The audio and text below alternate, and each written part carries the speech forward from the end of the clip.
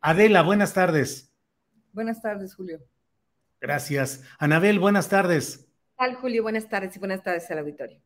Gracias. Adela, ¿qué es lo que está sucediendo? ¿Quién convoca? ¿De qué se trata esta reunión que se está realizando hoy? Y entiendo que también se realizará mañana. Adela. Sí, ese es el Tribunal de los Pueblos, en este caso sobre el asesinato de periodistas, y convocan organizaciones como el Comité para la Protección de los Periodistas, Reporteros Sin Fronteras, Un Mundo Mejor, Free Press Unlimited. Free Press Unlimited. Y la idea es, bueno, efectivamente son 2 días. El primer día es dar testimonios de lo que es la impunidad en México, en el país, en diferentes casos de atentados a periodistas, a medios de comunicación, donde participó Anabel, participó tu servidora y otras compañeras y compañeros. Y el día de mañana se va a ver exclusivamente el caso de Miguel Ángel López. Por primera vez se encuentran en México sus familiares, que hablarán sobre el caso tan terrible ocurrido en Veracruz en el 2011. Gracias, Adela. Anabel, pues una radiografía muy general y muy lamentable de lo que sucede en la violencia contra periodistas en México. Julio, realmente, bueno, uno pensaría que como periodista está familiarizado en un 100% con las circunstancias que vivimos los propios periodistas aquí en México. Y la verdad que esta mañana, al menos yo pienso que el mismo sentimiento comparte Adela, estamos platicando de eso. Hemos escuchado realmente testimonios estrujantes. Estuvo la compañera Marta Olivia López Medellín, periodista e integrante del núcleo coordinador de Reporteras en Guardia. Es una periodista que desde los 17 años ejercía el oficio ahí en Tamaulipas, y ella de manera muy valiente, diría yo, conmovedora en muchos momentos, porque sus palabras además fueron profundas, fueron hermosas, hablando de la circunstancia, en cómo ella aprendió el periodismo, cómo en ese momento, durante muchos años ahí en Tamaulipas, era el crimen organizado que mandaba los boletines de prensa a los periódicos y que forzosamente tenían que publicarlos, cómo se asesinaba a los periodistas pues por publicar información incómoda para los carteles de la droga, como la precarización de la profesión, como los salarios miserables que propiciaban también desde algún tipo de punto de vista cierta forzada disposición de los periodistas a las presiones del crimen organizado, etcétera, etcétera. Realmente estamos hablando de una situación muy crítica, donde es importante entender las diferentes realidades que tiene nuestro país, no solo en materia social, política, sino por supuesto también las diferentes realidades que tenemos los periodistas. Creo que algunos somos realmente muy, muy afortunados de estar aquí en la Ciudad de México, tú, tantos otros, yo por tantos años, ahora vivo en un forzado exilio, pero bueno, vivimos una circunstancia totalmente distinta a compañeros como Adela Navarro, como estos periodistas de Tamaulipas, donde sabemos que son áreas controladas totalmente por el crimen organizado y que ahí realmente es un acto más que heroico, y lo digo realmente con humildad y con reconocimiento a estos compañeros del trabajo que hacen cotidianamente, ellos ahí en la línea de fuego. Y creo que nos ha faltado solidaridad, nos ha faltado entendimiento y nos ha faltado presionar no solo a los periodistas, sino también a la sociedad. Ahí hay una voz, hay voces que también nos preguntamos y solicitamos a la sociedad que nos apoyen en esta defensa del periodismo, de la libertad de expresión, porque no se trata solo de defender nuestro derecho a hablar, se trata principalmente de defender el derecho de las personas a tener la información justa, acuiciosa, en tiempo real, para poder tomar sus decisiones. Y efectivamente el caso de Tamaulipas nos hacía un llamado de atención la periodista, porque dice, es un estado de silencio, porque nadie dice lo que está sucediendo en Tamaulipas, ni los medios nacionales. Ella, de hecho, agradece a periodistas internacionales que se interesaron por el caso de Tamaulipas. Volteamos mucho a Veracruz, donde pensamos 30 asesinatos de periodistas desde el 2000 a la fecha, y hoy nos informa ella que en Tamaulipas son 22 periodistas asesinados del 2000 a la fecha. Entonces es una tragedia nacional, es una tragedia para la libertad de expresión de la que efectivamente estamos siendo omisos. O sea, no podemos permitir como periodistas y como sociedad que haya estados de silencio, que haya estados donde los medios independientes no puedan serlos, o como dijo ella, que no puedas hacer periodismo de investigación. En Tamaulipas no puedes hacer periodismo de investigación. Es la nota diaria la que pone en peligro a nuestros compañeros periodistas. Entonces, tenemos que hacer algo como periodistas para ser más empáticos con nuestra sociedad, con el país en general, para que no existan estos estados de silencio.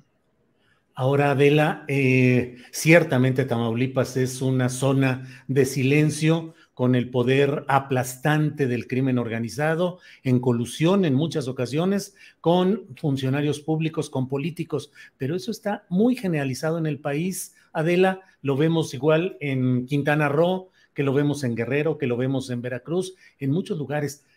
Ya es un control de la percepción pública, de la opinión pública. Ya el crimen organizado, incluyendo políticos criminales, tiene el control de la vida periodística nacional, Adela. Espero que no, pero sí fue algo muy, creo que fue el punto focal de la exposición de Anabel, precisamente, y si quieres hablar de ello, Anabel. Bueno, sí, lo que estábamos tratando de explicarle a este tribunal, donde la mayoría de los jueces son personas, abogados, figuras internacionales, a veces se comprende que el mundo exterior no puede entender realmente el sistema criminal en que se vive en México. Cuando uno habla a las autoridades, y eso pasó hoy cuando yo estaba exponiendo las cifras del propio INEGI, de que solo la impartición de justicia, solo el 1%, y debo corregir, 0.9% de las denuncias, de las carpetas de investigación que se abren, solo el 1% llega a sentencias.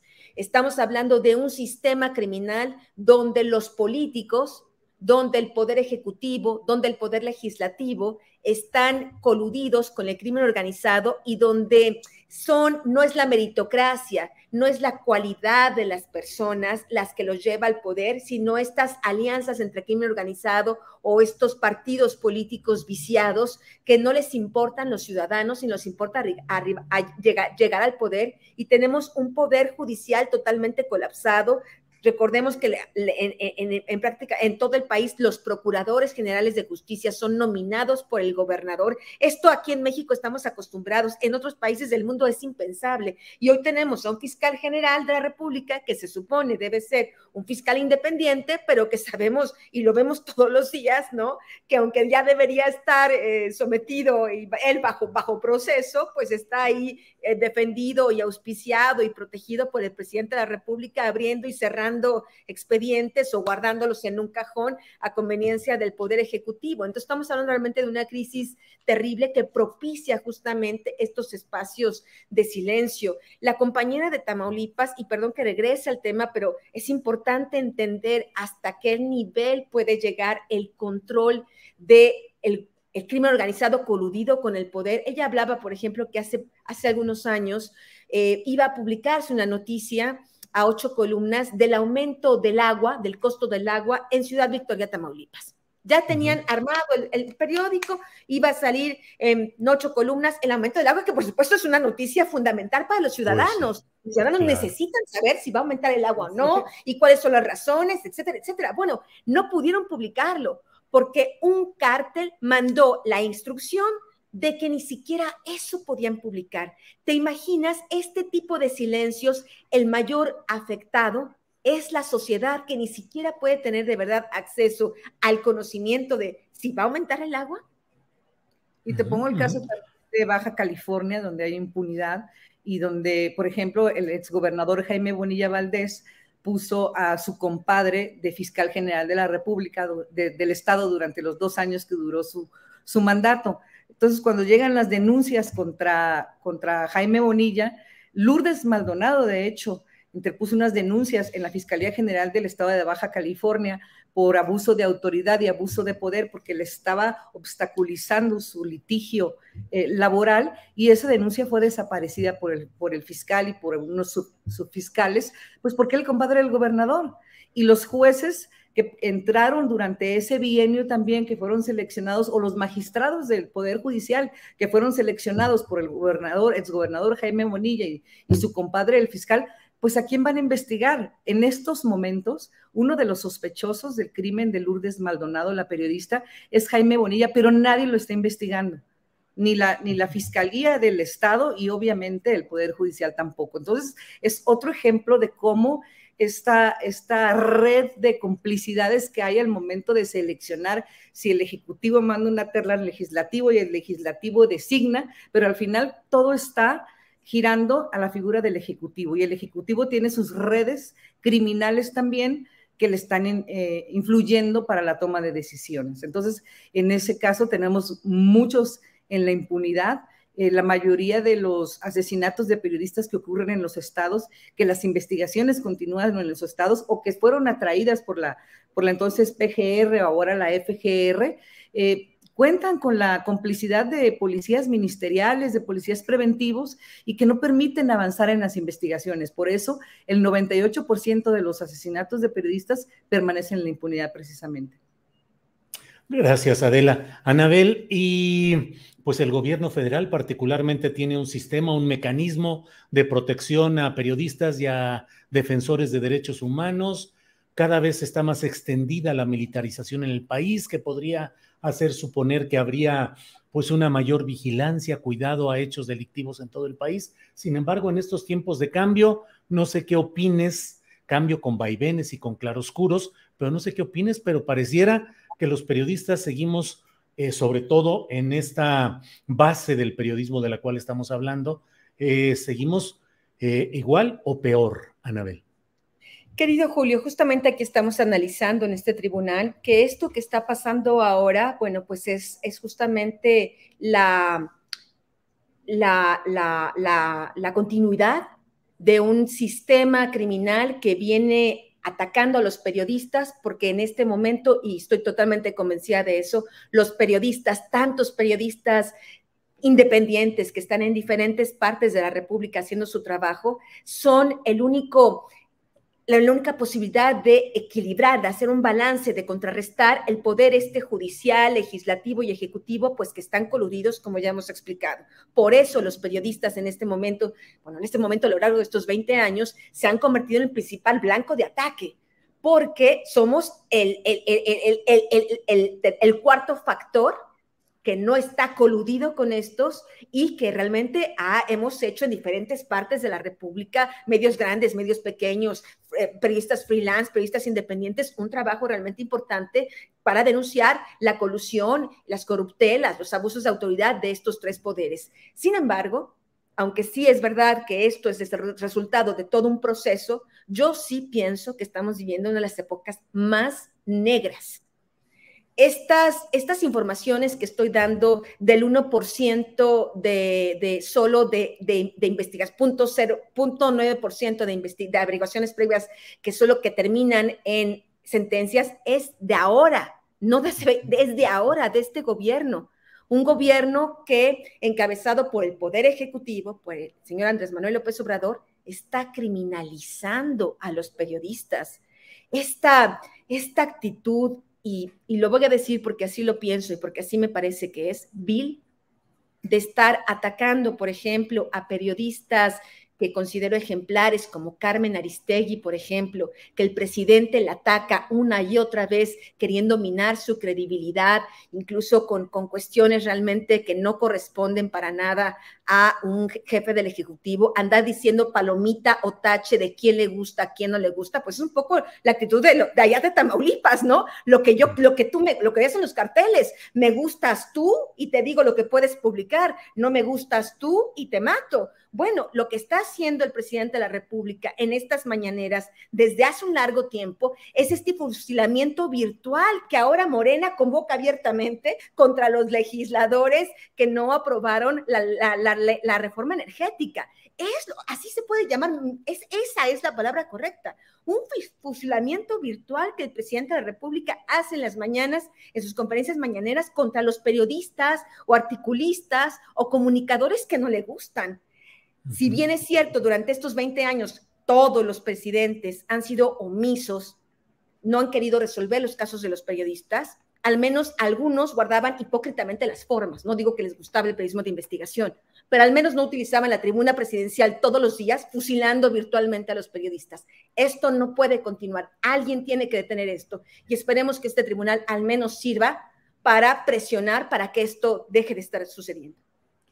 Adela, ¿coincides en esta conceptualización de un fusilamiento virtual del periodismo desde las instancias máximas del poder público?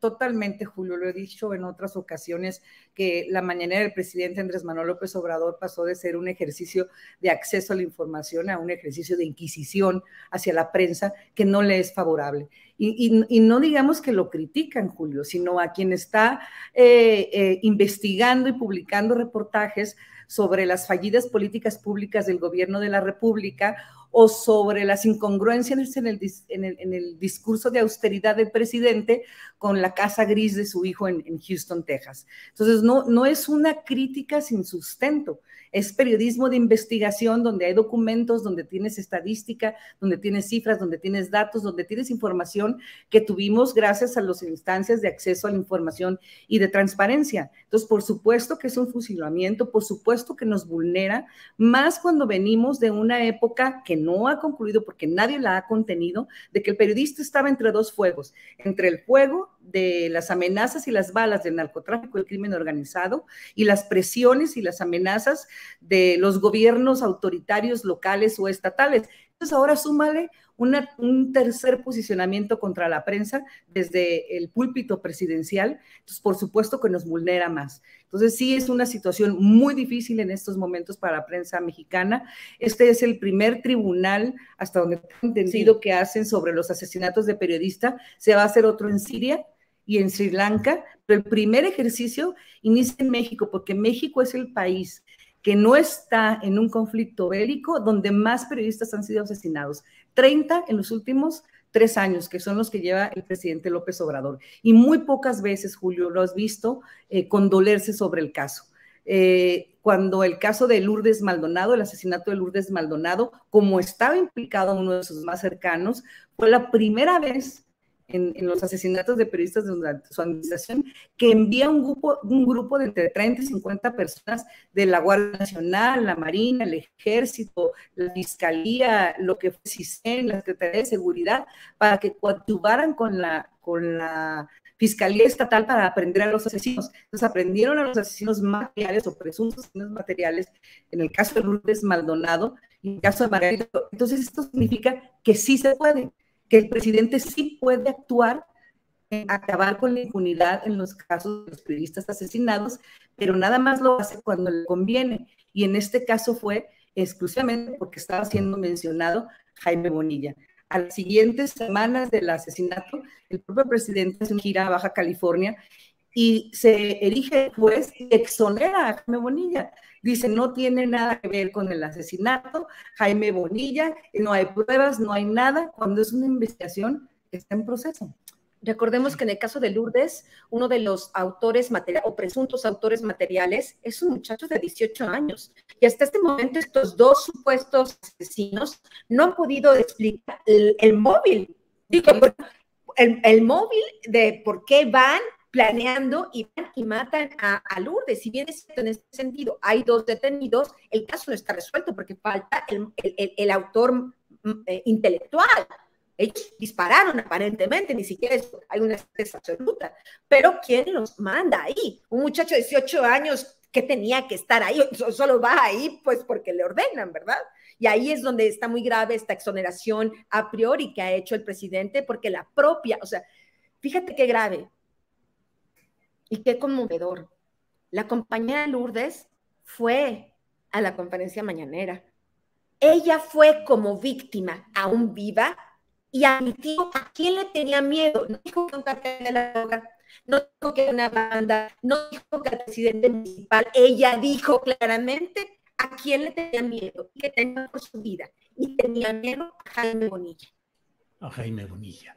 Sí, Adela y Anabel, lamento que la transmisión está con cierto defecto y se oye un poco entrecortado, pero pues creo que en lo general, a reserva de lo que deseen agregar Adela o Anabel, creo que está planteado todo este tema en el cual pues se están exponiendo lo esencial de lo que está sucediendo hoy en el periodismo mexicano. Adela, Anabel, si desean agregar algo más, espero que se mejore un poquito el sonido. Pues solamente, Julio, decir que este tema que tiene que ver con los periodistas es un tema que va mucho más allá de eso. Es un tema que tiene que ver con el derecho de las personas a tener información. El control autoritario, ya sea de grupos criminales, de grupos políticos o de grupos económicos, está principalmente hoy en día a través de la información.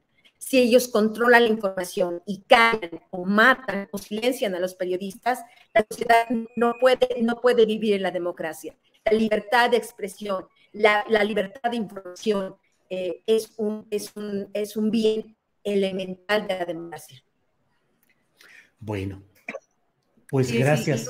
Sí. Lo que espero es que el presidente, que sé que no es muy dado a tener o a responder a las peticiones externas, este Tribunal de Puebla sobre los asesinatos de periodistas le haga entrar un poco en conciencia sobre lo que está sucediendo en México y que la comunidad internacional sí está observando, sí está actuando en consecuencia.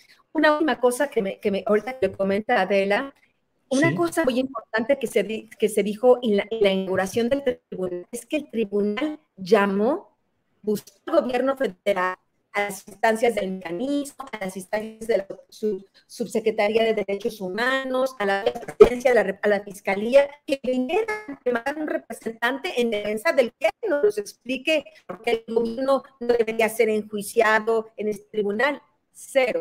Nadie respondió la llamada. No hay nadie del gobierno de México que hoy pueda darnos su versión de las cosas. No quisieron venir. Pues Adela, Anabel, gracias por esta plática. Lamento que al final haya habido estos problemas de transmisión por fallas de internet, pero pues estaremos atentos. Mañana voy a buscar entrevistar también a nuestra compañera Marta Olivia, que frecuentemente tiene participación en este programa, para seguir dando atención a lo que se está discutiendo en estos días. Lamento estas fallas de internet, pero Adela, Anabel, gracias y seguimos en contacto. Hasta pronto. Gracias.